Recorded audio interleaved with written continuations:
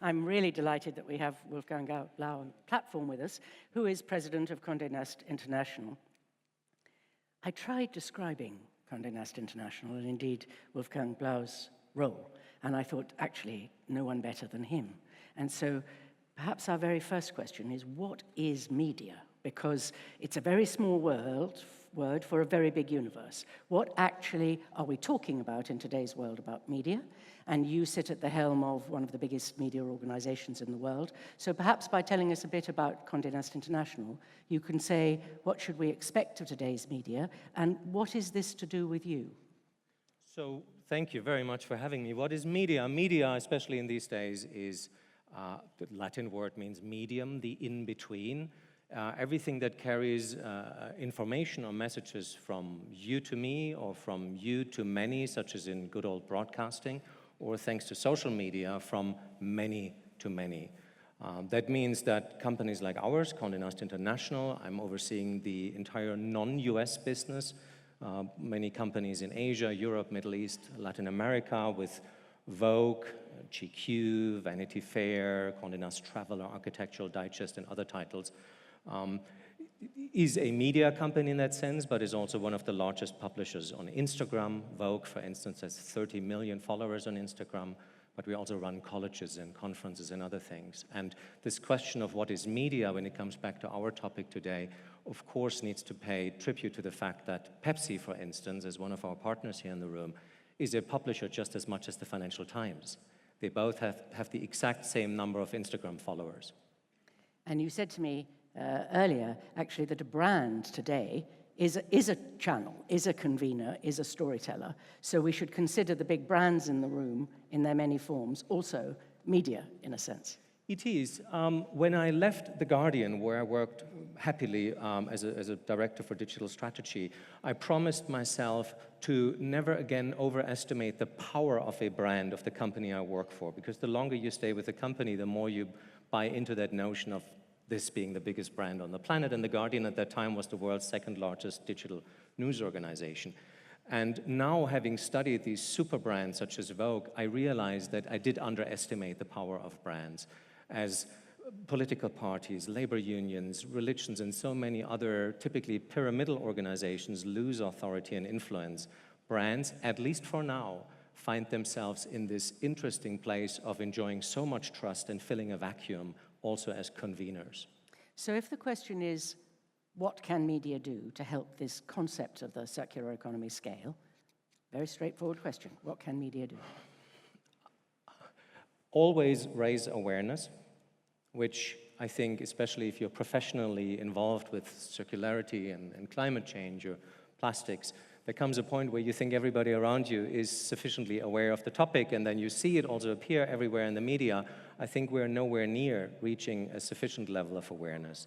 We once ran a campaign, Keep It in the Ground, at The Guardian, and asked Avaz and Change.org for advice on how to design that Keep It in the Ground campaign.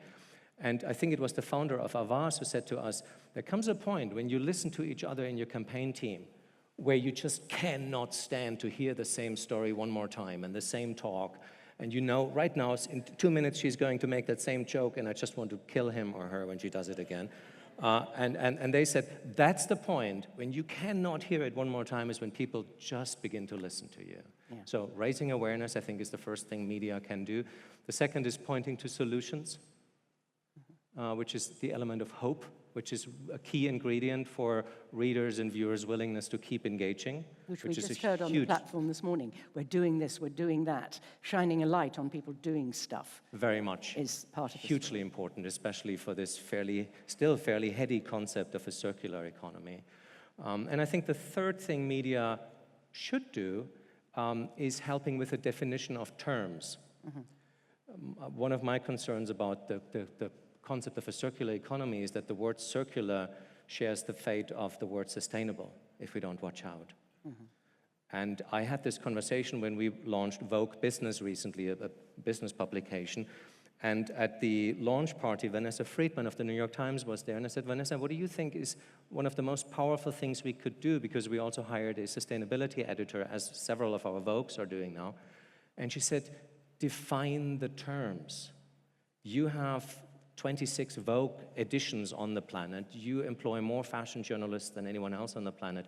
Define the terms, create the glossary, which I thought was journalistically fairly boring, and the longer I look at it, the more we realize it is hugely important. So by define the terms, you mean quite straightforwardly, what are we talking about? What is circular? What is sustainable? Yeah. What is biodegradable? One of the conversations that you hear around here a lot is this is very difficult to communicate because the idea is so complex. How does media cope with that? Because media isn't famous for dealing with complexity at a mass level. What's your feeling about the relationship between the complexity of the concept at its fullest and the media's role in disseminating it? Let me preface my answer. Not to dodge it, but I'm worried I could be misunderstood or misquoted. If you look at the rise of the populists and the nationalists, they are the great complexity reducers.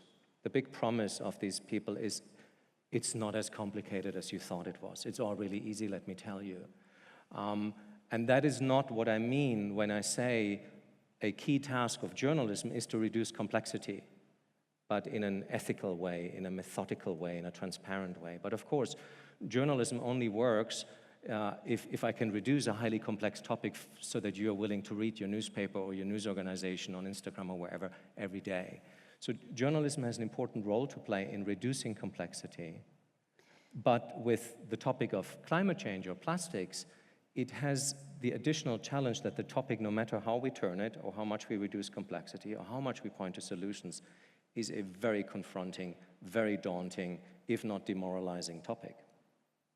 So to stay there for a moment about complexity and simplicity, or reducing complexity, that might sound like almost a sort of counterpoint. I feel as if people with complicated ideas often want to use the media to get across the complexity. Are you actually suggesting that for anybody, whether it's a brand convening or a media channel carrying the message, that the way to get the message out about the importance of this idea is to use the power of the media to drive complexity and clarity, not to try and get the whole message out through the media? If this relates to how to communicate concepts such as circular economy, I think there needs to be more segmentation, as in any good communication campaign, of a better understanding of who needs to know what, who do I want to reach with which message. And I became aware of that the first time when I met with the United Nations, where we all meet, of course, but I was in the situation where I had a Snapchat audience to work with. So we launched Vogue Paris and British Vogue on Snapchat Discover, and launched a Spanish edition, and in a very short amount of time found ourselves with an audience of 11 million, which is in publishing sizable, and I think 70% of them were younger than 24, which is an audience that is very difficult to reach. And not only were they very young, they were also super engaged. Enormous amount of minutes spent with us every day, enormous amount of stories read. I thought this is one of our most, in commercial terms, but also journalistically, most valuable audiences ever. But due to challenges that, I'm breaking probably an NDA, but challenges of Snapchat itself, there are challenges with the monetization and developing the right ad formats. And I thought, if I can work with this ad inventory, why don't I speak with the United Nations and say, you can have it. Let's work together. Let's test narratives that are targeting this age group. If I'm 16, 17, I might wonder what profession should I choose? What should I learn? And I have a passion for tackling climate change. So it would be narrowing down a topic into a very tangible frame of what does this mean for me in my career choice. And it was astounding to me how the UN, with the best of intentions, could not process that offer and was drowning me in presentations and materials and super impressive strategy frameworks, which has been a repeated experience with different foundations, where I saw that as a foundation, of course, you speak to so many different constituencies, founders, political bodies, industry partners, but my sense is the segmentation as a tool of complexity reduction needs to be developed further. Does that answer your question? Completely. So in other words, you may be able to speak to and with and from the UN in a particular way, but Yes. if you're going to be on Snapchat and you've got moments and a different kind of audience, you have to work out a different way of telling that story that doesn't insult the original complexity of the proposition, but actually reaches a whole realm of people who would never be part of the complex story. Completely. Is that Yes, and the segmentation is not only by audience and socio-demographics and regions, it is also by different usage situations. So I might have a story that I want you to read, but if I reach you in a print magazine, I know you spend more time with me than if I reach you on Instagram, than if I reach you on Facebook, than if I reach you in a web story that you found via Google, where you have already declared an intention to find out about this specifically, while if you went to Facebook, your intention was to burn some time. Yes. So these are different usage, and you are almost different people while you're the same person. So this is what segmentation if is. scaling to many, many, many people, we've heard billions and more than billions and tens of millions of designers and so forth, an absolutely critical part of achieving it is understanding that universe of segmentation and use that you've just been describing. Yes. One of the things that I think perhaps is in common parlance and common sentiment today is that the media can make everything negative. There's a negative stance on practically everything. So how does the media treat a story like this? How do we get past the negativity of the media to convey the hope that is built into this story? A lot of research has been done on that question, whether the media really has a bias towards negative stories, or whether Facebook rewards negativity. On Facebook, many news organizations have found out that positive stories, solutions journalism, performs extremely well, leads to higher rates of sharing than negative stories of crimes or wars or catastrophes.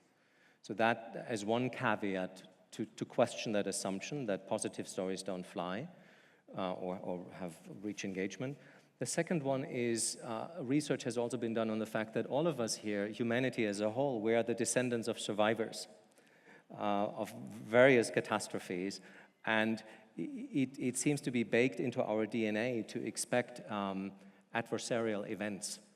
There's a natural draw in the human psyche to crises and challenges and being chased, whether it's dinosaurs or police cars. So some of that will not go away and we can work with. But I think there is a huge potential for solutions-oriented journalism. The problem, again, with plastics or with climate change, or the challenge, I should say, is the story is very demoralizing. And I saw this study that has been done yesterday, published yesterday, Axios, I think was it. They surveyed readers, what do you think should the media write more about? And of course, in the top 5, you always find health, wellness, and the environment or climate change or some variation. When you then ask separately, what do you read? Climate change doesn't make it into the top 5, and usually neither does health. And I had the same experience back as a chief editor in Germany, where I did not understand this contradiction. But when I look at my own behavior of wanting others to read more about climate change, because I somehow am sufficiently aware, of course I'm not, I notice that it takes an active decision to engage with the topic, because if I really engage with an IPCC report, or even some of these wonderfully presented reports of the MacArthur Foundation, it puts everything into question. It puts my career choice into question. It puts all my holidays into question. It puts into question how much I fly and why I fly and why I think I still have to fly. It is so confronting that I think as journalists, there's a temptation to just throw more journalism at people as the answer, and that's a weakness. Journalists think the answer to most every dilemma is more journalism, which is beautiful but not always helpful. So I think, again, coming back to the topic of today, the more tangible examples we have for successful implementations of a circular economy, the better. Because this term has a real strength. When I look at earlier terms that drove my engagement, biomimicry, Janine Benyus, she could show examples of self-cleaning surfaces and more efficient ship propellers modeled after Nautilus and what have you. When I look at William McDonough, Cradle to Cradle, really difficult concept, never, from my perception, was really hard to communicate. I interviewed him and had difficulty selling the interview, despite the success of his books. And I love the man. I mean, I owe him so much. But difficult to convey. Cradle to cradle, what does it mean? If you look at natural capitalism, Hunter Lovins, provocative, but the word capitalism is so tainted in so many countries outside the US and the UK that it wouldn't work as an overarching framework. Hunter, I'm sorry for saying that. But circular economy, gold, fantastic framework to include all of these and the sharing economy, because every country, no matter what the political regime or ideology, wants to have an economy. But we need more examples. And it's interesting when you say that, because having heard a little this morning about the good examples that come through, they are spontaneously inspiring, and they've taken a huge amount of work, but they give you a lift when you hear them. And I'm wondering whether one of the things that's coming through the conversations is that there's a sort of pathway from why it all matters to the concept, to the example. And maybe a way of thinking about it is not just that you're showing an example of the circular economy, but rather that we're all worried about our relationship with the natural world, with climate change, with what we're doing to the environment. And the circular economy is a tool or a framework that can produce solutions, so that you're not necessarily discussing the circular economy for itself, but for what it can help us achieve to come up with solutions that you illustrate. Does that passage of thinking work? It does. When I listen to gatherings like this, which is such a privilege to be part of, it reminds me a bit of Silicon Valley and the struggle of the social media companies to realize that the damage they have done to the public sphere and to our democracies is not just a question of engineering or not just an engineering problem.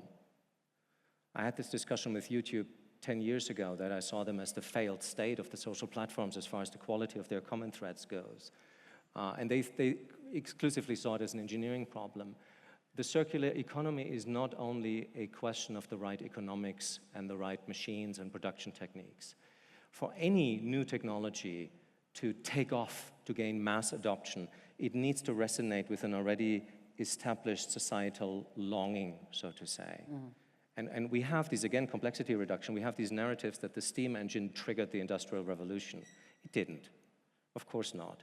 It was a key enabler, but there were other societal longings to finally have an alternative to this land-based aristocracy and their control over capital. And with the steam engine, you could create wealth in a space the size of your living room. So media has an opportunity to potentially create a crystallization and articulation of that longing culturally, as well as the technical solutions being developed in innovation in companies, in universities, and so on. And who does that better than artists, I think? It is, I think, the artists. Where are the artists? The writers, the filmmakers. I know they exist, of course, we can mention the examples, but we will need, as long as artists don't talk about the circular economy, and writers, and poets, it will always be a topic for an engineering and financial elite. Small group. And one thing I would just love to touch on, I know we are short of time, is that it's a tool of disruption, isn't it? The concept of the circular economy. It isn't, in fact, it's asking us to do everything differently. Well, the media is surely one of the industries that's become famous for the way it's being disrupted. Is there a way of linking these storytelling pieces together, the disruption so many industries like your own are facing, and that this is a tool to harness that disruption?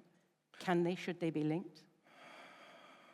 Well, when Americans use disruption or the word revolution, they usually they have positive connotations, because the nation was born out of a revolution, and this enormous wealth right now is coming from disruption. Most revolutions do not have a happy ending and are terrible, and an absolute worst option for societal change. And so the word disruption, if you really think about what it means, or if some of you have read this text by Joseph Stiglitz in The Guardian recently, where he says, climate change is our World War III. It requires that degree of a complete re-engineering of our economy, just as what happened in the US in World War II and other countries. I worry about that, and I think circular economy is maybe not so much a tool of disruption, but something that gives us hope and a sense of there being a new framework, while we don't know quite yet what it really will be like. But the nature of revolutions is that the old order disappears before the new one appears. And the old elites don't want to jump before they know all the rules of engagement of the new world, which is never how it works. Circular economy is the closest thing to having an inkling of that it could be good. Hope. And so, before I let you go, one last question.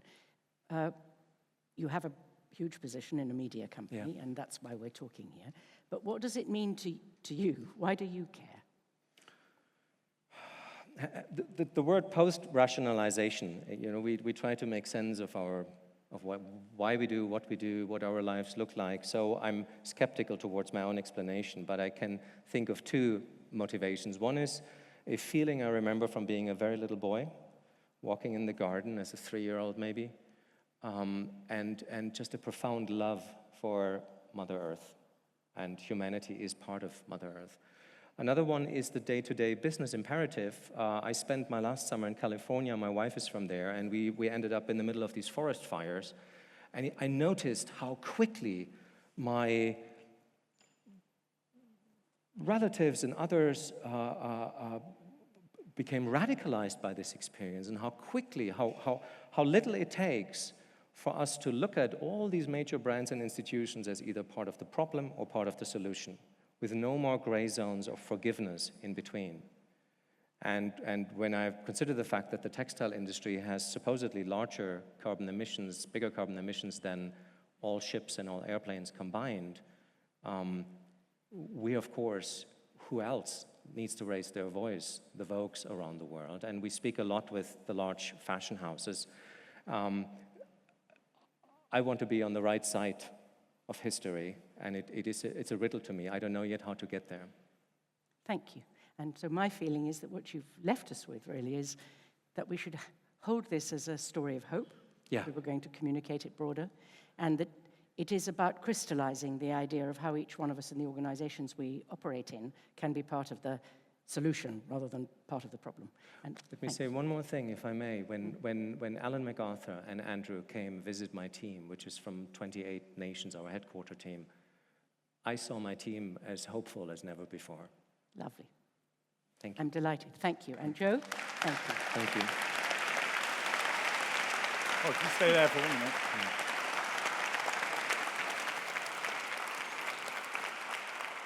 Thank you both very much. We're getting some action on Twitter, for both panels, but we're getting some action on Twitter. And the point around media raising attention for these topics is getting a particular amount of traction. And one question that came through is saying that there's a difference between raising attention and building understanding. And the question was, whose role is it to build the understanding? And maybe we'll chuck that to you, Wolfgang. Whose role it is to build the understanding? Well, as I said earlier, there is no such thing anymore as the media. All of us have, of course, we reach about 200 million people a month through our social media channels. That puts a huge responsibility on us. But most of the companies we work with, for instance, the fashion houses, have social media footprints that easily dwarf some of our own titles in these respective countries. So I think it's the responsibility of all of us, which is not my way of trying to dodge your question. It is very much our responsibility. And there's not enough climate change journalism, let alone journalism covering the circular economy. Yeah, and I suppose it links back to the brands we had on stage earlier and the number of customers that they touch every day, and that opportunity to kind of build an understanding. I also think that we've lit upon an idea in this conversation, which is to question the word understanding. Understanding of what piece of it. Mm-hmm. So an engineer needing to think through how they're going to innovate needs a completely different level of understanding to a 17-year-old wondering what to study at university that could possibly take them in a hopeful direction for the environment. So to me, the segmentation point that Wolfgang was making was who needs to understand what, and you need to ask that question at each point and use the right channels. And it might be a brand, a brand convening their partners, or it might be Snapchat instantly and gone again. Yeah. There's not one answer. And I wouldn't shy away from entertainment. call it circutainment, but I would not shy away from entertainment. Can you expand on that? I mean, what would you like to see in that remit? When I look at the enormous influence some of the true influencers have, Greta Thunberg is one of the world's greatest influencers right now, but Rihanna is in her own right. The topics she can move through mentioning them, through making them an agenda, is something we should try and work with. We should work with the influences of this world. And I've got another question, and I'm going to admit I don't completely understand it, but it sounds smart, so I'm going to ask it to you. Chris Katana says, who's no stranger to this stage, as some of you will know, who defines the terms of discourse today? And maybe Lucy will throw the curveball your way. It's surely iterative.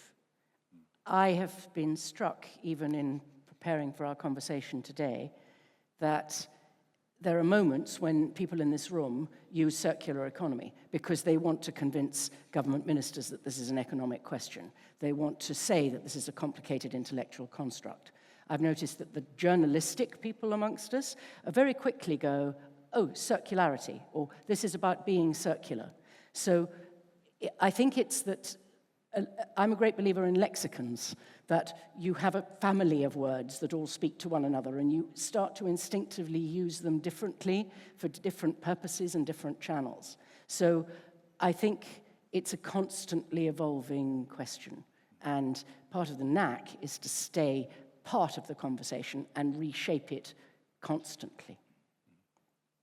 And I suppose one reflection just from this panel, this is one of the first conversations we've had, of this nature in an event like this, and it's just a demonstration of trying to kind of engage more with that experience and understanding of really how you tailor these messages to audiences. And I also think that that there's a temptation when people approach media to think, have they got a story, and that an example is anecdote or trivial or not the whole big system and frail, because it's only just beginning and we don't have the proof. My experience of dealing with media is that they deal, as you said, through example. That is how they become fables like the Bible. They become the real telling of the thing in real life. And I think that part of the heroism of this story is that it is unsolved, that the stories that need to be communicated and should be communicated are about the endeavor against a great challenge, and these are the small signals of hope, which we don't yet know about how they're going to work. That's where the drama is. And the switch will be when we think of those as evidence of progress rather than anecdotes of something not yet proven. Yeah, awesome. And so maybe a final question from Rachel, which was really kind of getting to the point of what should we expect to be seeing from Condé Nast and your publications? Yes. What's on the horizon? So we want to get our own house in order before we tell others what to do. But of course, that has to overlap because that takes a while. If you print that many magazines around the world, the types of paper, our biggest carbon footprint issues, of course, are paper. And then in many countries also plastic wrapping, where the first two countries have shifted now to biodegradable plastic wrapping, which is still not a solution, but a good first step. Types of paper we use, how many magazines we ship back and forth, a shift that emphasizes subscription more over newsstands, things like that. At the same time, several of our companies are already carbon neutral. And as far as our journalistic production goes, we already curate exhibitions of designers that work with sustainable materials. We run industry conferences. We hire more sustainability editors. We look at how we can add the topic to the fashion colleges we run. So it's as always, a mix of activities. If I may, I'd like to add one more quick thing about storytelling that Lucy has raised my awareness of. The most powerful media lesson I was given is one by my son when he was very little, and I tried to show him how to tie his shoes. And I think a week later, I had long forgotten, he asked me for the shoe story, to tell him the shoe story again. And I didn't understand what he was meaning until I realized for him it was just another story. And that makes me wonder, when you think of successful books like Good Night Stories for Rebel Girls, we need that for the circular economy. Yeah, Lovely. And we're delighted to be, working with you both and kind of exploring this world of opportunity with you. So thank you very much. Thank you. Thank you.